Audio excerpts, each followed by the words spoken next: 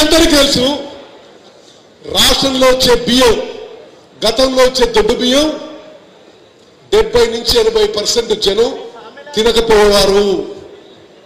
లబ్ధిదారులు అమ్ముకోవడము, ration dealer అమ్ముకోవడము అక్రమ వ్యాపారాలకి దందాలకు దోహదపడే విధంగా సిస్టమ్ ఉండేది. రీసైక్లింగ్ జరిగేది, కోళ్ల ఫారాలకు అమ్ముకునేది, బీర్ కంపెనీలకు అమ్ముకునేది.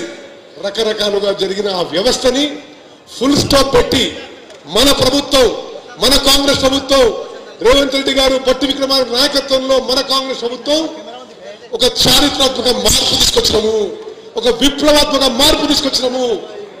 భారతదేశంలో ఏ రాష్ట్రంలో లేని విధంగా 84% జనాభాకి కడుపు నిండా అన్నం పెట్టే కార్యక్రమం, సన్న రకం బియ్యం 3,10,00,000 మందికి మరి మన ప్రభుత్వం ఏర్పాటు చేస్తున్న విషయం మీరు అందరూ తెలుసు.